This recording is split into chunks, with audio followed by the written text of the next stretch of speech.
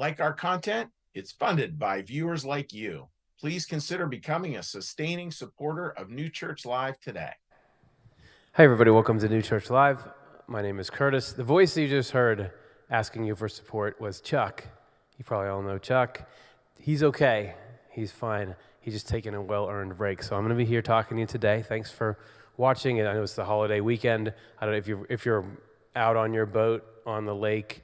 Pay attention. Don't watch this too much. You don't want to bump into anyone. I just was feeling this feeling of joy before I stepped out here because I just love the opportunity to get to think through this with you all and talk to you about what essentially is like the point of life, which is you have this journey where you're trying to get to know that God is out there, and slowly over the course of your life get to know what's God like, and how do I meet God and connect to God. And I think you start where you don't really, you have this really direct experience with love. You got your, mom and dad are there, like taking care of you, and you really experience love and care.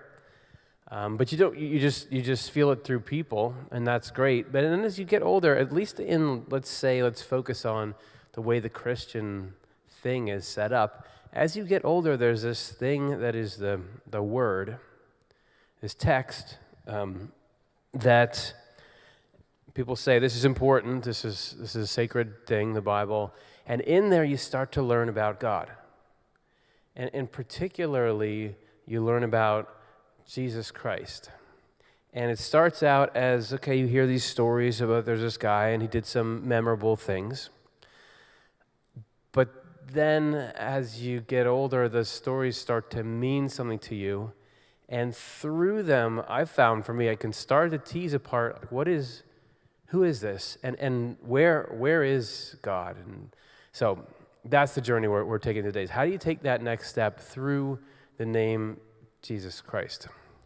Because at first you start thinking like, oh, this is just like, well, this is God as a person, and God has a name, right? Because you have a name and I have a name, Jesus Christ. It's kind of funny that Jesus has two names, isn't it? Like, Plato only needs one name. Everyone knows who Plato is, but Jesus Christ is like, oh yeah, well, so you don't confuse him with some other Jesus who lives on the other side of Jerusalem. Why is that? Well, initially, it's just to show you that God's a person, and you can know God, and you can come to love God, which is a great step. But slowly, we see that it's not an accident that there's Jesus Christ in the name of God, that actually those two words are the blueprint, the description of who God is, and not just who God is, but how life works, how the most important things in life work. So it's a pretty good package. We're going to begin by looking at the first part, Jesus. Can I talk to you about Jesus? I want to start in New Church Theology in the book Secrets of Heaven, where it talks about the two names. And there's a couple things that are well worth your time in just this little snippet here.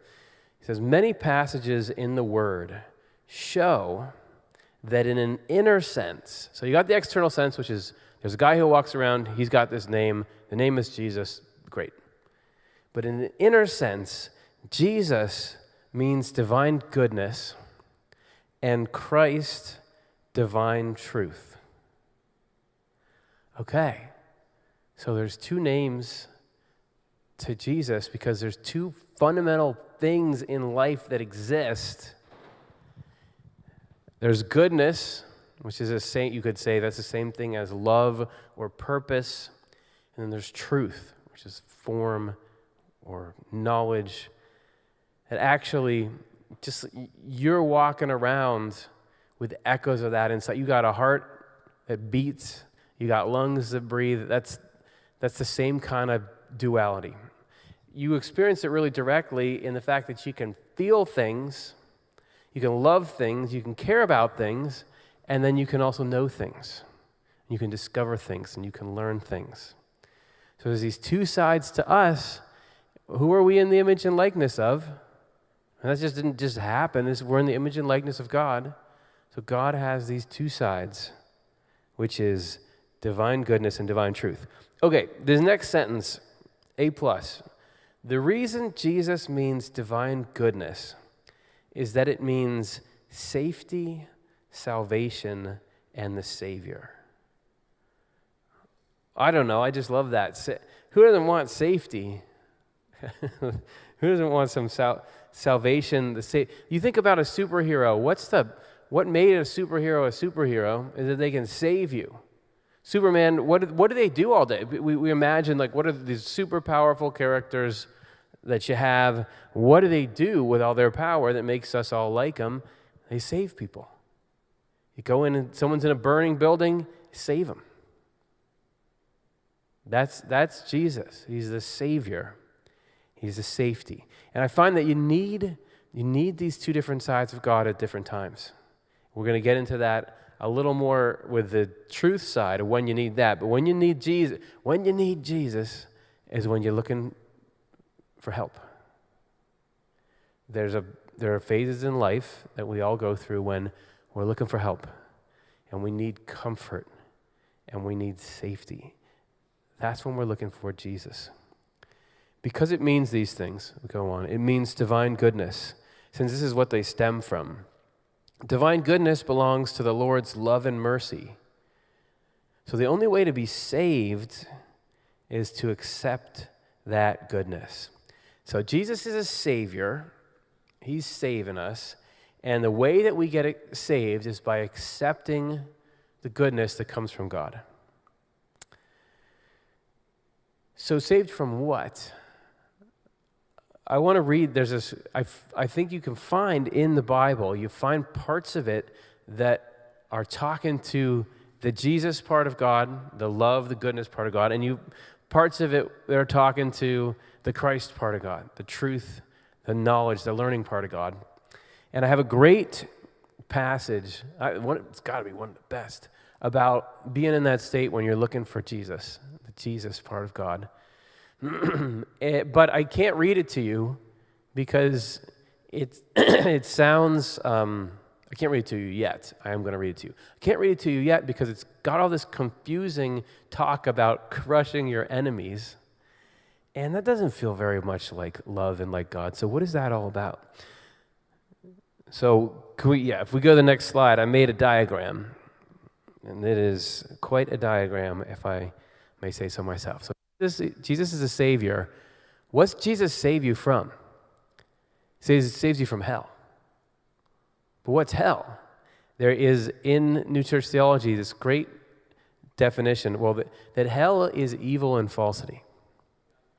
That's what Jesus is against. Jesus is not, it's not like there's team Jesus and then there's team, some people that are against him and he fights against those people.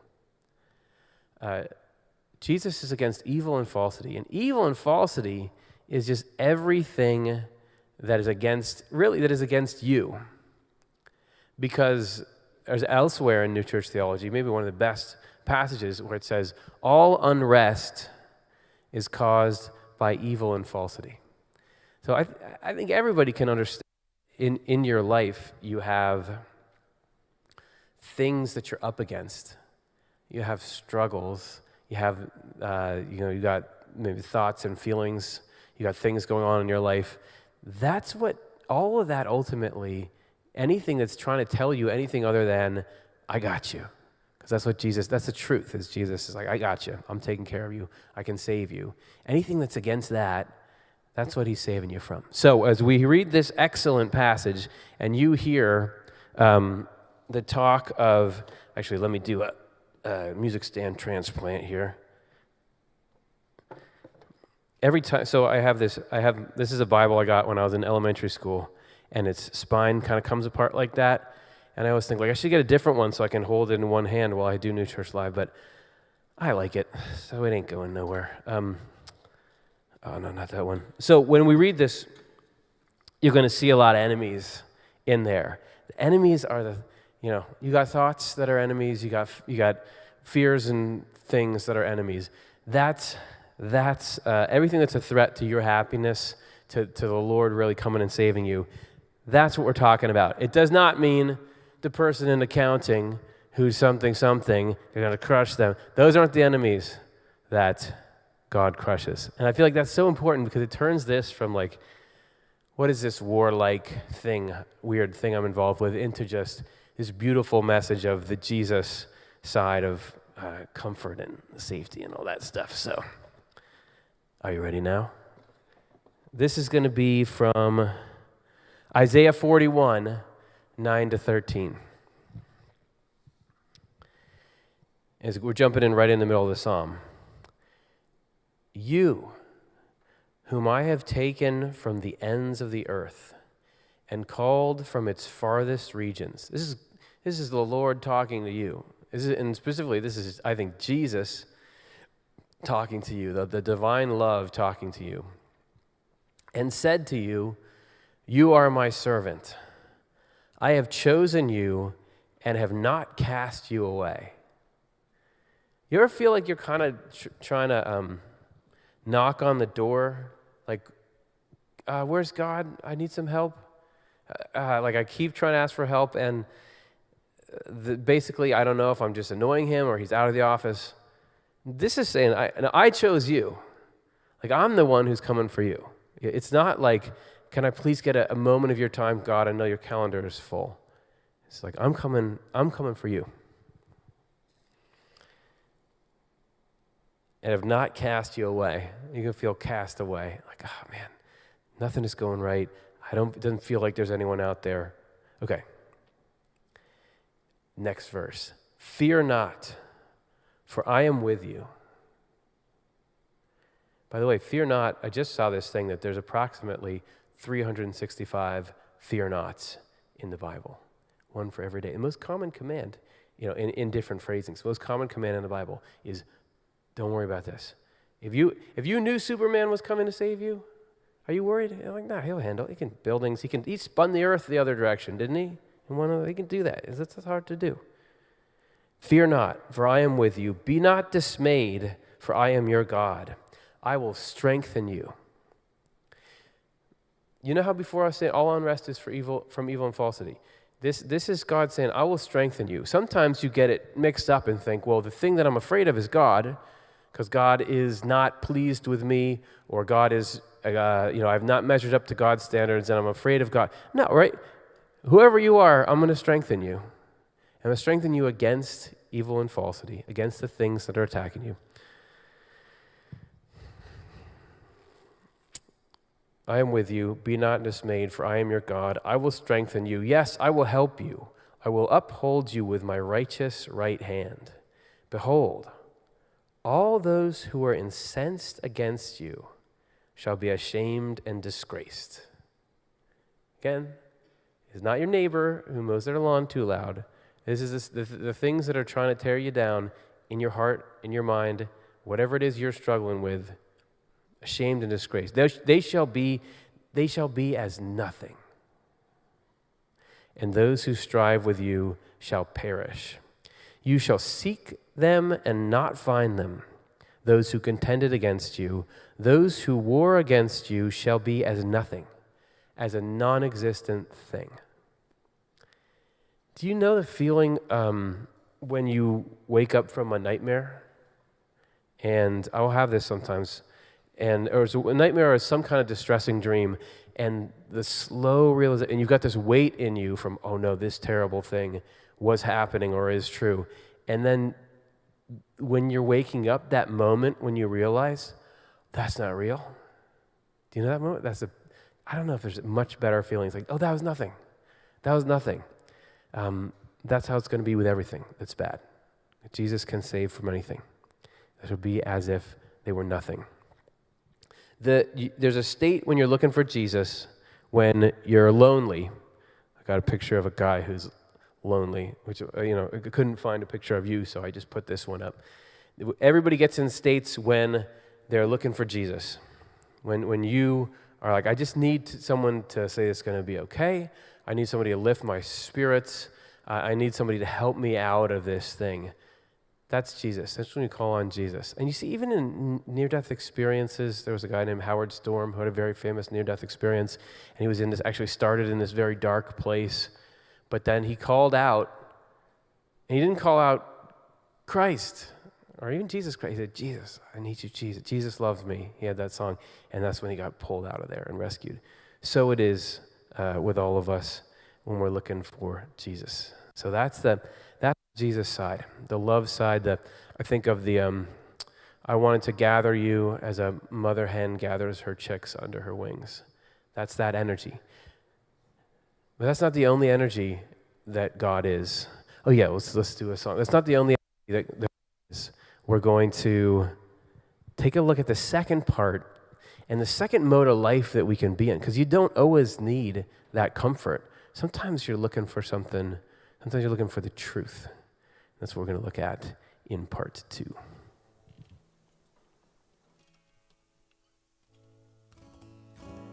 Good morning. We'd like to start off with an old gospel song that sort of equates prayer with a telephone call. Jesus on that main line, tell him what you want. Said Jesus on that main line, tell him what you want. Jesus on that main line, tell him what you want. You can call him up and tell him what you want. Well, if you're sick and you want to get well, tell him what you want. Oh, if you're sick and you want to get well, tell him what you want. Oh, if you're sick and you want to get well, tell him what you want. Well, you can call him up and tell him what you want.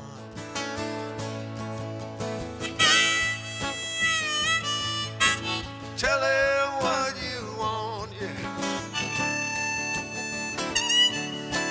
Tell him what you want. Tell him what you want. You can call him up, tell him what you want. You know the line is always open. Tell him what you want. You know the line is always open. Tell him what you want. The line is always open. Tell him what you want. You can call him up and tell him what you want. Well, you can call him up. Yeah, you can call him up. Don't you know that you can call him up? Yeah, you can call him up. I think you better call him up. Why don't you call him up? Well, you can call him up and tell him what you want.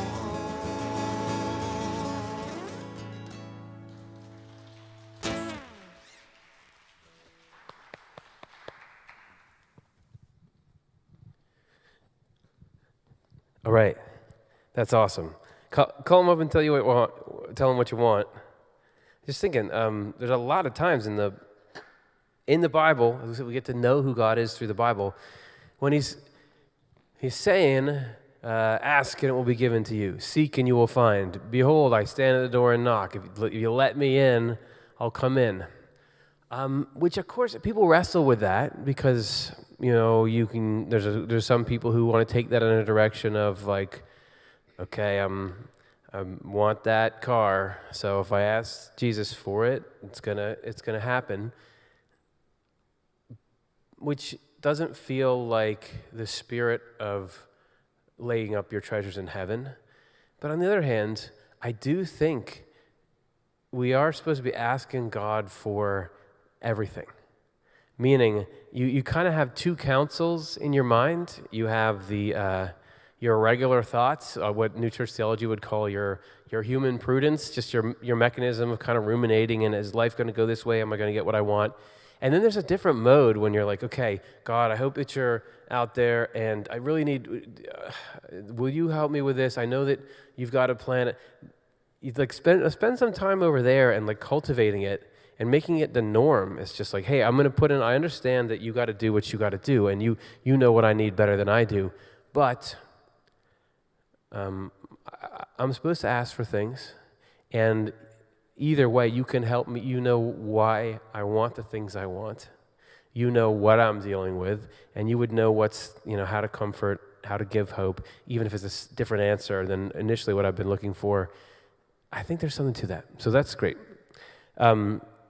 Let's talk about Christ, because there's Jesus and then there's Christ. And this is a side I think you find, at times in your life when you're kind of broken down, you want comfort, you want coddling almost in a way. But then once you're on your feet a bit, there's a different kind of hunger that can be, or I guess a thirst that can be awakened in you, which is the desire to learn and be led. And it's the other mode that we find Jesus in as. Jesus is what? He's a healer, 100%. He's very, very famous for those healing miracles. But he's also a teacher. He's also a teacher. People call him teacher. So this is from Secrets of Heaven. You call me teacher, this is quoting John. You call me teacher and Lord, and you speak correctly, because so I am. These words mean that he was Jehovah God. He is called Lord here in regard to his goodness, but teacher in regard to truth.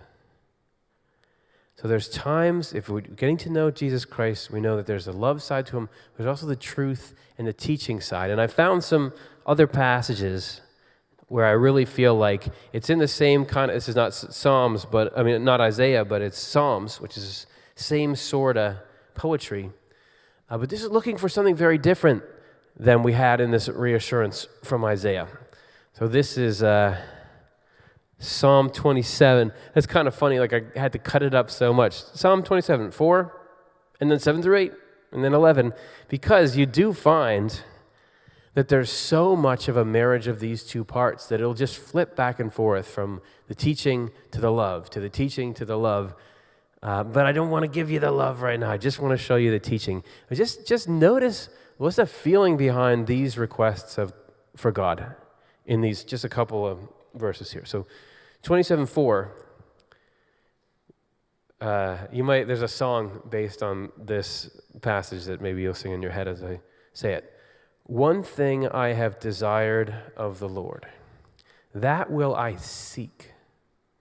Something about it's different, not like I need, help me. It's like I'm going to go and try to find this. That will I seek, that I may dwell in the house of the Lord all the days of my life, to behold the beauty of the Lord, listen to this, and to inquire in his temple.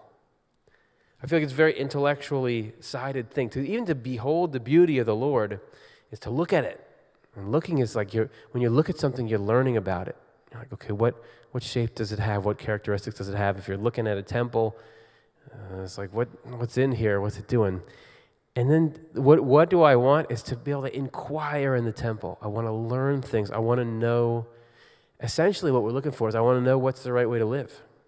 I want to know what are you like, God, and what is the good life that I'm supposed to lead? It's a different feeling, and you can feel that pretty strongly. It's the antidote to confusion and feeling lost. How do I proceed? What's the right way to be here? What is life all about? That's when you're seeking. 7-8. Hear, O Lord, when I cry with my voice. Have mercy also upon me and answer me.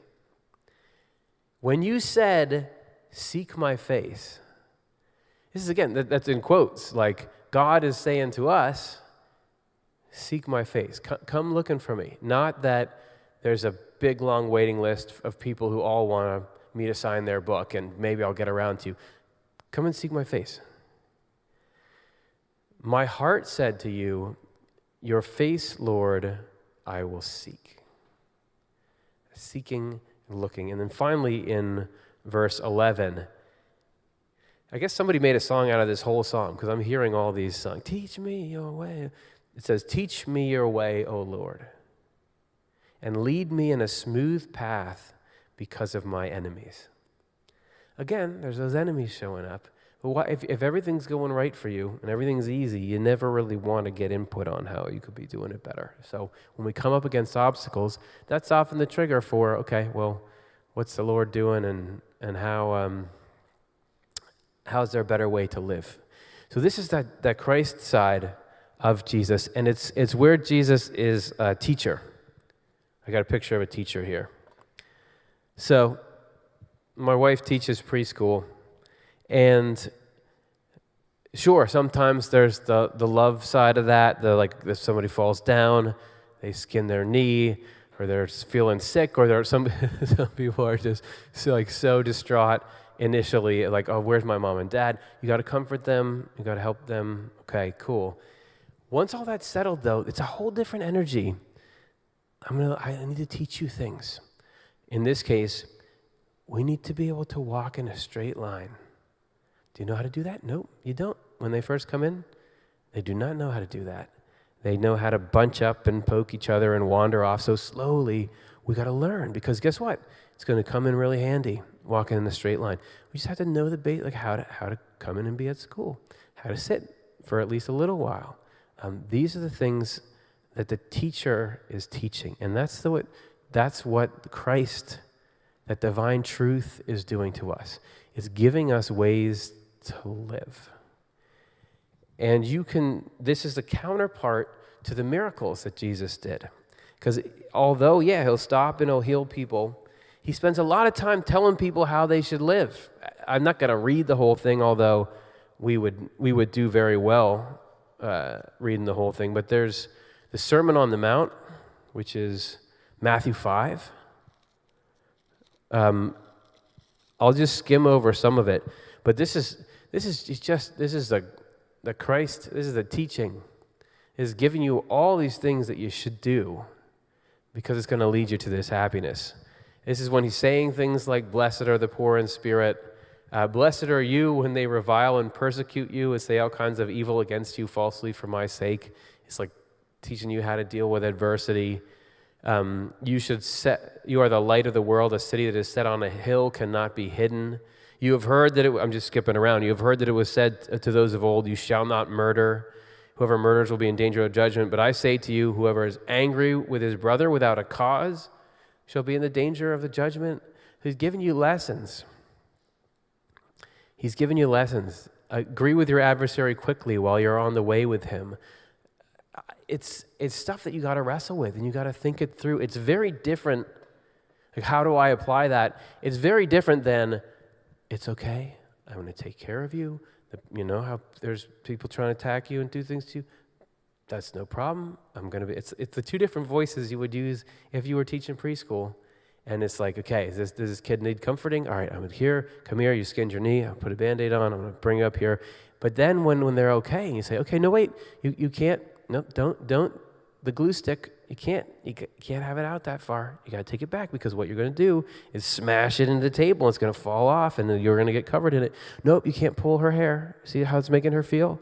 Those are these two different modes, and it's both an expression of love, but it's an expression that's fit to what we need at the time. So we can do another song as we let that sit in. But now we've met the second half of Jesus and of God, the Christ part.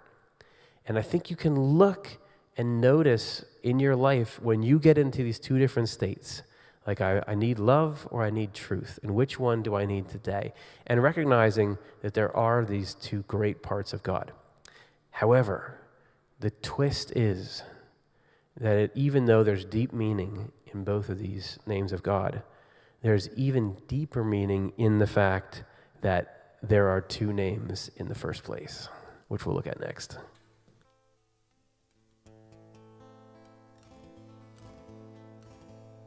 This is a song about the parable of the Good Samaritan.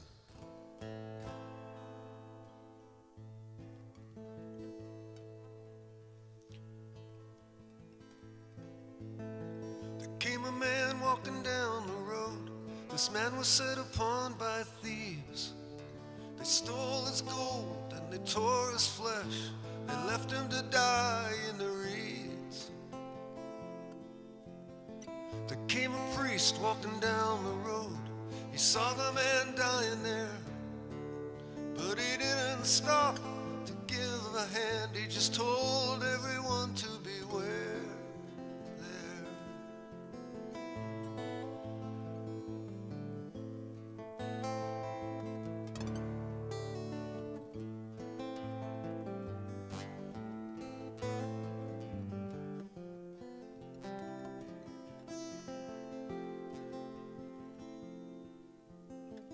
Came a soldier down the road. He saw the man dying there, but he was nearly dead, so he turned his head. He'd seen more than his share there. There came a man from Samaria. He saw the man dying there, and he rushed to his side and he saw to his wounds, and he gave him his own coat to wear. The Samaritan's Day, all in the Samaritan's Day, all in the Samaritan's Day, all in the Samaritan's Day, oh, all in the Samaritan's Day, all in the Samaritan's Day, all in the Samaritan's Day, in a good Samaritan's Day.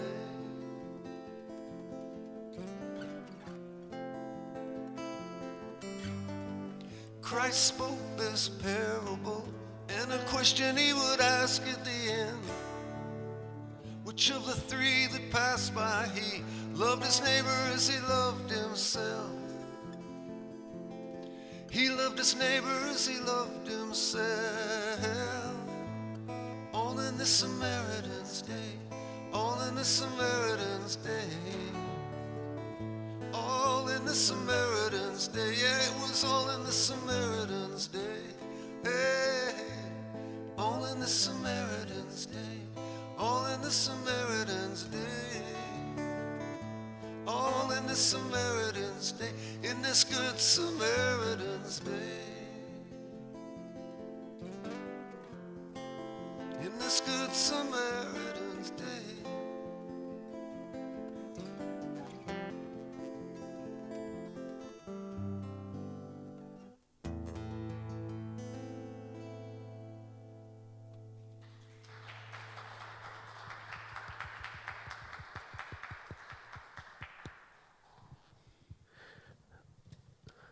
Oh, pardon me. I forgot. There wasn't a mid-roll there. What a perfect song for that. Because the parable of the Good Samaritan, which one is it? I mean, is it love or is it truth? It's a very powerful story about love. This is somebody who's in need of comfort and care, got robbed and is hurt. And so the Samaritan comes along and just all the cultural barriers, I'm going to go help you. So it's about love, right? But then at the end, as Jesus is telling this story, he's teaching people. He's saying, okay, so there's that example of love. Now, was that good? Is that how you should be? He's teaching. And even within there, within the Samaritan, it wasn't just that the Samaritan had compassion on the guy. You all know the story of the Samaritan. There was someone who had been attacked by thieves, and then this Samaritan happened by and didn't just have compassion on him, but knew how to take care of him. Put oil and wine on the wounds, bandaged him up, had a donkey he could take all the way to the inn, gave money to the innkeeper to take care of this guy. So it wasn't just the impulse, it was the love together. It is of central importance, and this is something that in New Church theology it talks about so much, and I just owe this to me. Okay, so this, I guess it's so important. The two go together. If you want to know what God is really like, you can get a little bit of a picture of it from noticing that there's love. You can get a little bit of a picture of it from noticing that there's truth. But if you really want to know what God is like, it's those two things coming together that give you the picture. That's when you kind of line up and you see that image of God. This is from Secrets of Heaven, talking about how angels, so all of us, after we go into the afterlife, how they see this name. Still, this is not what angels in heaven perceive in the names, which is something even more divine.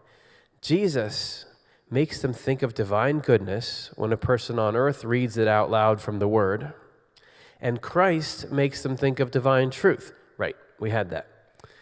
Both together give them the idea of the divine marriage between goodness and truth, and between truth and goodness. So they perceive the two as meaning everything divine in the heavenly marriage, which is heaven. So there is, throughout all of life, there is this thing that's called the divine marriage, which is about the joining together of things that, even though they may be different, they're complementary to each other. And you can see it in love and wisdom. You can see it in God and the human race. And it's something that still I'm often wondering exactly what it means. But don't worry, we've got a song to explain it to you here. This is a video that actually I made with Swedenborg Foundation long ago, with just a little bit of a looking into what does it mean that there's this divine marriage in everything. Okay, so this, without further ado, here's a little song about the joining of divine love and divine wisdom in everything and in you.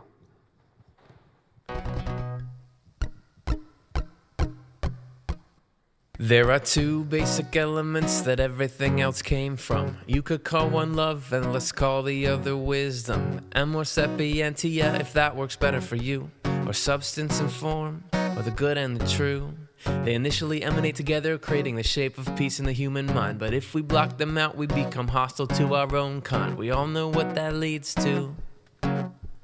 We've all seen what that leads to. Everything's about getting things back together. Everything's about getting things back together. So these two great forces push out, but we each receive them differently. See, there's potential for conjunction, not that we have them incompletely. But where these two are two, they would rather be one. And when they do, we get to start the whole thing over when it's done. Everything's about getting things back together. Everything's about getting things back together. There are two basic units of consciousness that exist or can never be. There is the infinite, divine, and finite stuff like you and me. We do not do well when we're cut off from the source. And the source would love to reconnect, but the source can't use force. Some people would love to connect too, but love can't do it by itself. Let's take that stuff I said in verse 1 back off the shelf. Wisdom is knowing how and doing it with both. You're a reflection. You become a conduit for the source, which is the source of that connection. You get it? Everything's about getting things back together. Everything's about getting things back together. I want to go back in. I want to go back in. I want to go back in. I want to go back in. Yeah. So it's funny. I mean, the song is it's silly, obviously, and there's a little bit of a juxtaposition between, I think I get what the love and wisdom stuff is in the verses, but I know in the chorus, everything is about getting things back together. You think about how many times Jesus talks about like the lost sheep. He's trying to bring these lost sheep back in. They're trying to rejoin things together. Fundamentally, things in life are about coming and dwelling together. Like that's what the essence of love is. I mentioned before the heart and the lungs. You have this picture of the two great parts of life, the love and the truth inside you. And this gives a picture of how something can be. I forget it. So I was watching somebody's video or reading something where they use the term co-essential. So I'm sorry I keep ripping this off from whoever it was. That is such a great word. So co-essential means one is nothing without the other. and that's reciprocally true. Neither is anything without the other. If you think about the heart and the lungs, which endlessly Swedenborg in New Church Theology will talk about how this is such a picture of love and wisdom, which is the most important one? Zero. They both don't work without the other one. What does the heart do? Pumps blood throughout the body. Yeah, the blood doesn't do any good unless it's oxygenated. The only oxygen comes from the lungs. What does the lungs do? They bring in oxygen. If that doesn't go anywhere through the heart pumping the blood, it doesn't do any good. And also, there's definitely two things. There's a heart and there's a lungs. They're different, but you can't really tell where one ends and the other begins if you look closely. Like they are connected by veins and arteries. They are dependent on each other. They need what each other are doing. That's like how it's supposed to be. That's how it's supposed to be with people. Like the more you love each other, the more you get to be in this sort of arrangement. That's how the human race is supposed to be in general. It already is. I don't know how to grow food. I barely ever grew any food in my life, and yet I've eaten quite well. We depend on each other. We depend on each other for things, and that's how it is with God. The love and the wisdom is really only there for this joining together. And you could see in the end of the Bible, it's all leading up to a wedding. And this is Revelation 21, which I just find like poetic and mystically comforting somehow. But look at how it's portrayed. This is like the end of this, all this journey and strife in the book. There's so much that happens. And then at the end, what's it lead to? What's the last thing in there? I'm actually going to tack verse 1 on there, even though it's not on the screen, because it's so good. And I saw a new heaven and a new earth. For the first heaven and the first earth had passed away. Also, there was no more sea. We won't dwell on what all that means and symbolizes, but okay. It just means like we're somewhere new. Then I, John, saw the holy city, New Jerusalem, coming down out of heaven from God, prepared as a bride adorned for her husband. And I heard a loud voice from heaven saying, Behold, the tabernacle of God is with men, and he will dwell with them, and they shall be his people, and God himself will be with them and be their God. So you're talking about like two of the most complete and full and important ways of joining together. We're talking about this is like a wedding, like whatever this city symbolizes, God is going to get married to that. And then God is going to dwell with people. They will be the people. He'll be the God. They're going to live together. That's what the intent of the divine is. And look what that does. What's the net output of that joining together? These next few verses are probably some of the most beautiful sort of Jesus love side verses. And God will wipe away every tear from their eyes. There shall be no more death, no sorrow, nor crying, and there shall be no more pain, for the former things have passed away.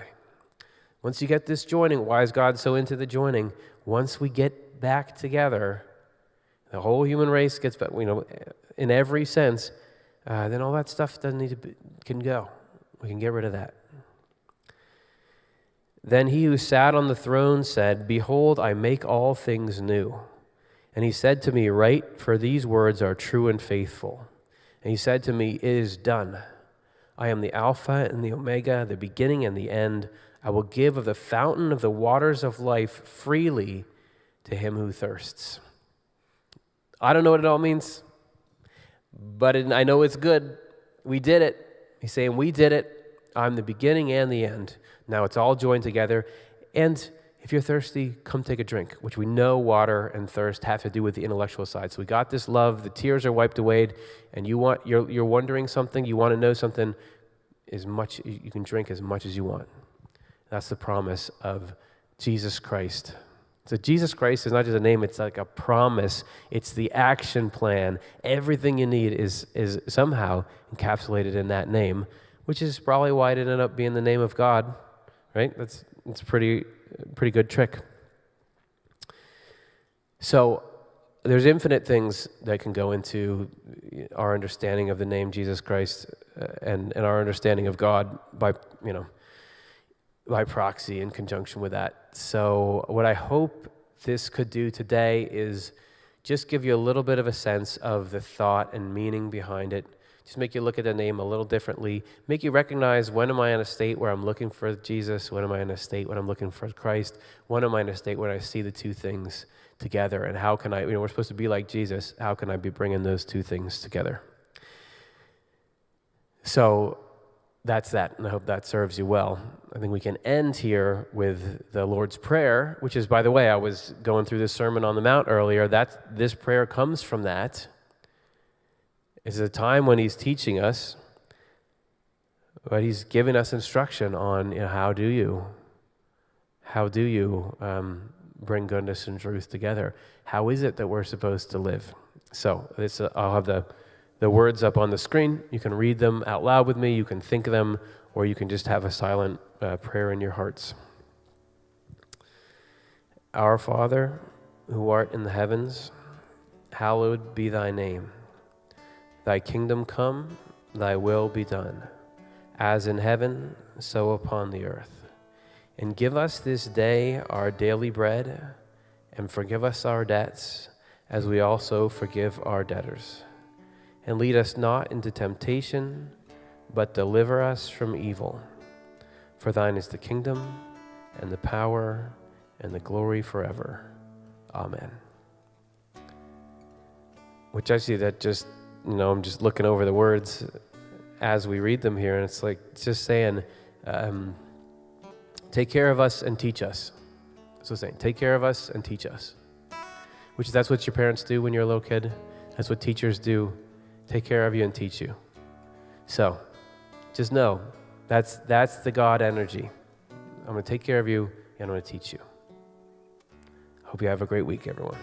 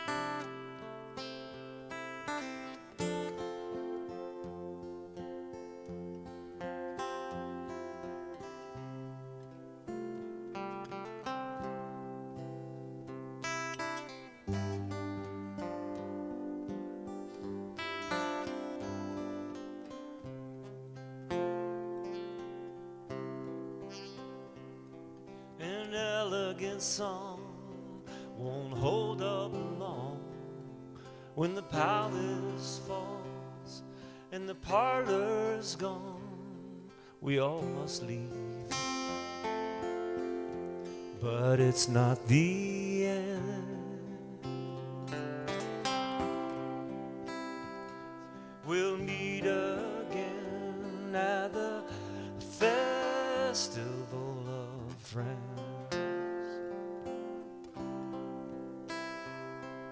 Smiles and laughter, and pleasant times. There's love in the world, but it's hard to find. I'm so glad I found you. I just like to extend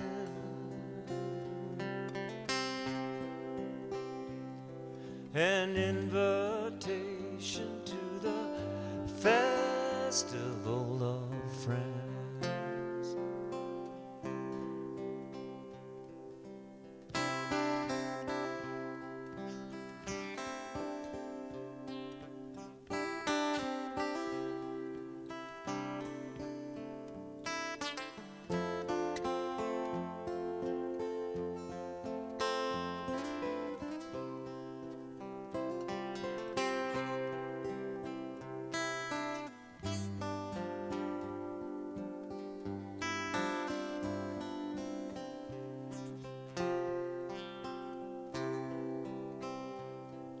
Some of us live and some of us die.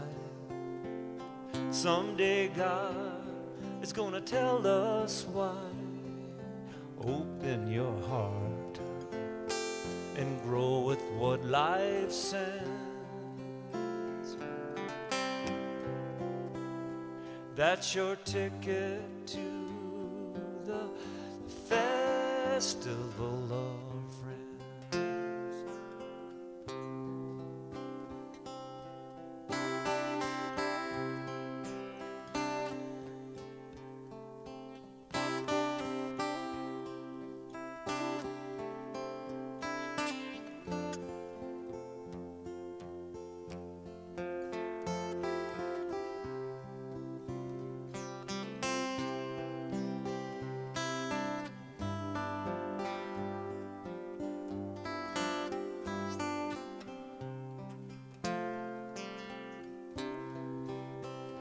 Like an imitation of a good thing past, these days of darkness surely will not last. Jesus was here, and he's coming again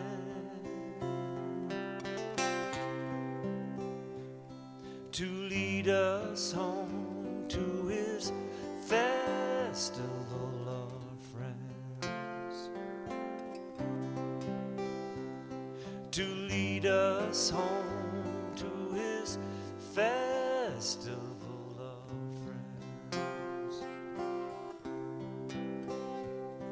to lead us home to his festival of friends.